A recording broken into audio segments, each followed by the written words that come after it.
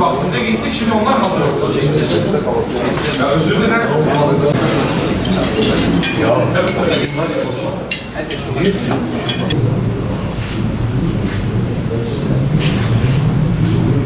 Siyasetin rengini veya yapılış tarzını evet değiştirmeye çalışıyoruz gücümüz ölçüsünde ama her imkan buldukça, güçlendikçe, toplumsal taban buldukça, rağbet gördükçe insanlar biraz daha fazla aslında bizim tarzımızı görmeye imkan buluyor. Neticede önemli olan kendimizi övmemiz değil, icraatımızın ne olduğudur, ne yaptığımızdır. Yerel seçimden sonra özellikle parti teşkilatlarımızla hızlı bir biçimde mahalle temsilcilerimizi atadık. Batman'ın 45 mahallesi merkezde, hepsinde mahalle temsilcimiz var. Sorunları yerinde tespit etmek, toplumun en kılcalına kadar inebilmek için programlı bir biçimde bir çalışma serisi hazırladık. Kısaca bunları size özetleyeyim. Mümkün mertebe her hafta olmazsa en geç 15 günde bir her bir mahallemize gidiyor. O mahallemizin camisini, muhtarını, esnafını, okullarını ve varsa engelli, mağdur ya da ilmi açıdan öne çıkmış ya da toplumun farklılıklarını kendinde toplamış, sanatçı olabilir, yazar olabilir, ziyaret ederek o mahallemizin röntgenini çekmek. Bugüne kadar yaklaşık 12 mahallemizi ziyaret etmişiz.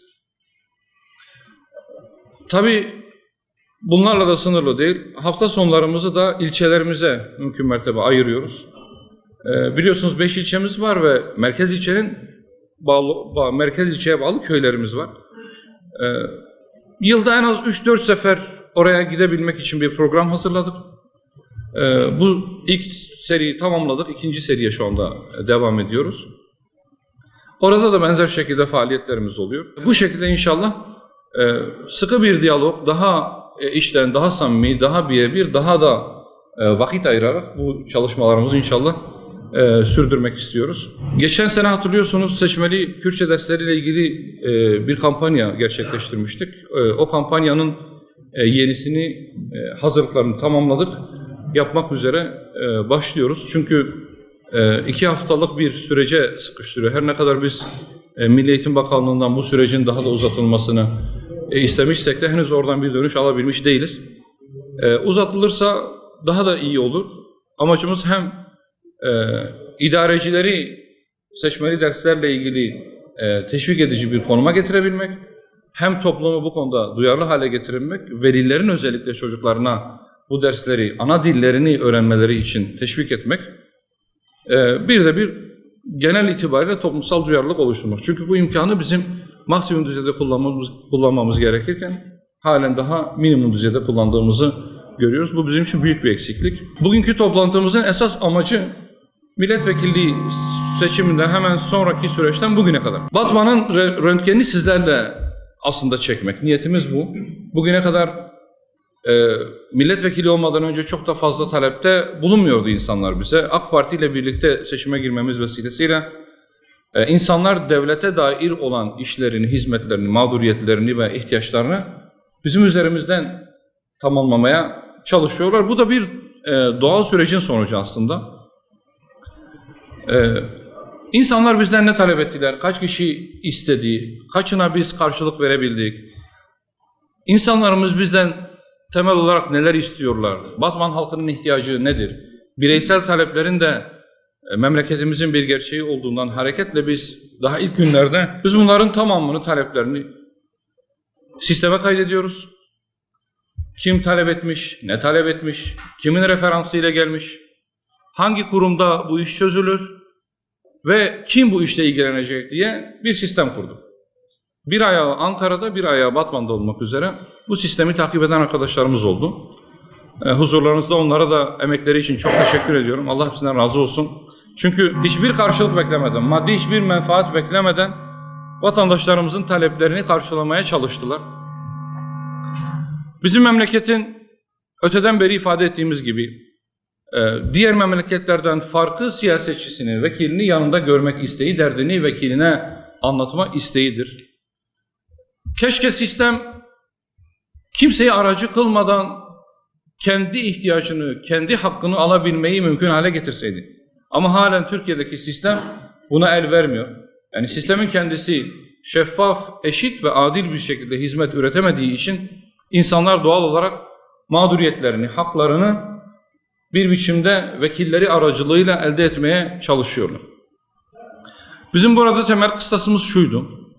Biz bunu hem vatandaşımıza söylüyor hem de talebi ilettiğimiz kuruma ifade ediyoruz. Lütfen bizi haramınıza ortak etmeyin, bizi yanlışınıza alet etmeyin. Bizden istediğiniz talebiniz eğer meşru ve makul ise, yapılabilir ise biz sizin için uğraşmaya varız. Çünkü biz gayret göstereceğimize dair halkımıza söz vermiştik. Bu sözümüzün gereği olarak parti ayrımı gözetmeksizin, meşrep ayrımı, aşiret ayrımı, kime oy verdiğine bakmaksızın kapımızı çalan, bizi arayan ya da bize ulaşan her kim olursa olsun taleplerini karşılamaya, kamu kurumlarıyla vatandaş arasında bir köprü olmaya gayret gösterdik. Birazdan tablolar şeklinde bunların niteliğini, niceliğini ve nasılını da sizlerle paylaşacağım. Önünüze zaten bununla ilgili dokümanları bıraktık. Müsaadeniz olursa eğer hazırsa slaytımız ben orada size açıklamak istiyorum. İkinci bölümde slayt bittikten sonra da hem bu konuyla ilgili hem sizlerin merak ettiği konularla ilgili soru cevap faslına, söyleşi faslına geçeceğiz inşallah. Yaklaşık 1,5 yıllık bir süreçte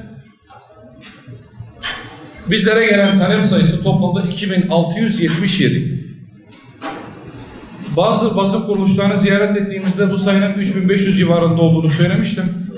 Ama bu programa hazırlanırken derinlemesine bir araştırma yaptığımızda bazı insanların mükerrer şekilde talepte bulunduğunu, yani geçtiğimiz sene bir talepte bulunmuş, bir derdini anlatmış, bu sene de o vatandaş gelmiş ve bizlere derdini anlatmış. Bazen bu mükerrerlikten dolayı sayının şiştiğini gördük. Bunları eledikten sonra net ve denetlenebilir rakamın 2677 olduğunu gördük. İşe yerleşmek istemiş. Hem kamu hem özel. Toplamı 920. Yani Batman'da Abdullah Öcalan'ı hapiste ziyaret etmesi ve sonrasında meclisteki bazı partileri ziyaret etmesiyle ilgili bize çokça soruldu.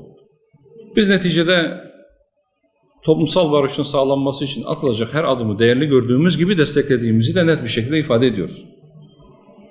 Silah ve şiddetin Kürtlerin hak arama yol ve yöntemi olmadığını 40 yıllık tecrübede gördük. Bundan sonra artık bundan ısrar edilmemesi gerektiğini açıkça ifade ediyoruz. Bunun için ne tür adımlar atılır? Örgütün silah bırakması için, normalizasyon için, toplumsal barış için ne tür düzenlemeler yapılır? Onu zaman gösterecek ama bunun için önce bir irade lazım. Öyle görünüyor ki Abdullah Öcalan örgütün silah bırakması gerektiği yönündeki düşüncesini koruyor. 2013 yılında da hatırlarsanız böyle bir çağrı yapmıştı ama o çağrı karşılıksız kalmıştı. Burada esas olan örgütün ne diyeceği, yani şu anda bir fiil elinde silah tutanların ne diyeceğidir. Eğer Kürt meselesinin çözümünü istiyorsak, bu sorunun çözümsüz kalmamasını diliyorsak, bunu şiddetin çıkmaz sokağından çıkarmamız gerektiğine inanıyorsak, silahların devre dışı kalması gerekiyor.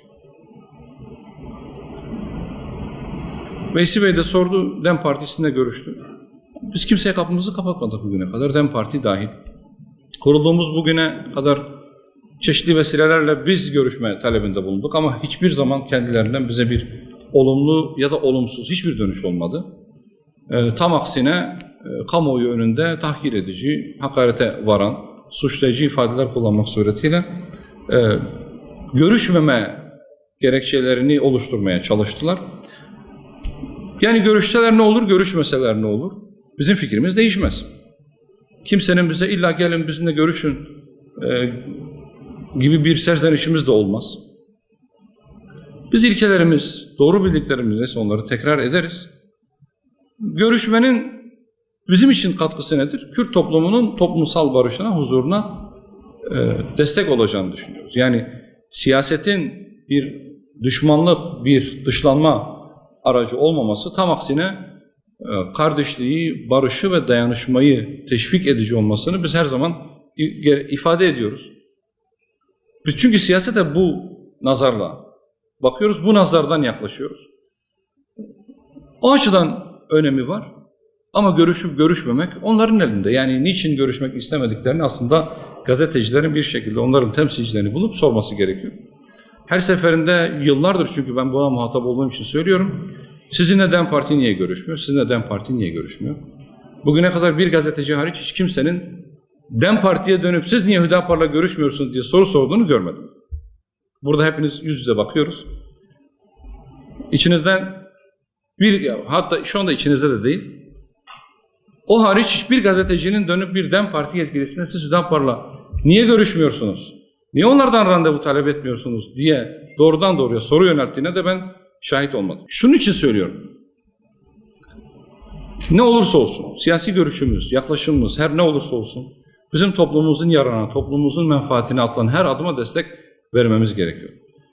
Bu süreçlerde ben ilk zamanlarda acaba bu sadece örgütün silah bırakması değil de yani Kürt meselesinin çözümüne dair bazı adımları da içerir mi diye beklenti içerisindeyken bazı gazeteci arkadaşlara şunu söyledim. Bakın dedim, bu süreçler tarihi süreçlerdir. Her zaman bu fırsatlar da ele geçmiyor. Her ele geçen fırsatta bizim odaklanmamız gereken Kürtlerin adına ne kazanım elde ettiğimizdir. Bu dil olur, kimlik olur, bölgesel kalkınmışlık olur. Bu üç başlıktan hangisinde Kürtler adına bir ilerleme kaydettik? Buna odaklanmamız gerekiyor. Eğer kişilerin, örgütlerin ya da partilerin ne kazandığına veya ne kazanacağına odaklanırsak yanlış yaparız. Eğer biz halkımızın temsilcisiysek, halkımız adına siyaset yapıyorsak, halkımızın bundan ne kazanç elde ettiğine bakmamız gerekiyor. Kişilerin, partilerin, örgütlerin ne kazanıp ne kazanmadığına odaklanmamak lazım. Biz bu zaviyeden baktığımız için Kürt meselesinin silah ve şiddet boyutunun işi çıkmaza soktuğunu, Kürt meselesini çözümsüzlüğe mahkum ettiğini görüyoruz. Bu kanaatimizi toplumun kahir ekseriyetinin, hatta Kürt toplumunun kahir ekseriyetini taşıdığını da görüyorum. Oturduğumuz her toplantıda, her kahve muhabbetinde, her ev ziyaretinde, her sivil toplum kuruluşu buluşmalarında açıkça soruyorum. Eğer birileri çıkıp biz silahla şunu elde ettik, silahlı mücadele Kürtlerin şu hakkını elde etmemize vesile oldu, dolayısıyla silah ve şiddet Kürt meselesi için vazgeçilmezdir, Kürtlerin faydasınadır diyorsa o devam etsin, işine devam etsin. Bizim onunla işimiz yok. Ama yok. Silah ve şiddet bize fayda sağlamadı. En fazla bize zarar verdi. Katil de, maktul de, mağdur da, muhacir de biz olduk. Silah ve şiddet bizim sorunlarımızı çözmez diyorsak, devletin ne dediğine, niye dediğine, arka planında hangi hesapları yaptığına bakmaksızın bizim kendi halkımızın menfaatine olanı yapmamız gerekiyor. Orada apaçık bellidir. Dolayısıyla şiddetin, silahın Kürt meselesinde bir enstrüman olarak kullanılmasına devam edilmemesi, bunun devre dışı kalması gerekiyor. Bu en fazla Kürtlerin faydasına olacak bir yaklaşımdır, bir emektir, emeldir. Buna odaklanmak gerektiğini düşünüyorum. Bizim genel yaklaşımımız budur. İdarecileri seçmeli derslerle ilgili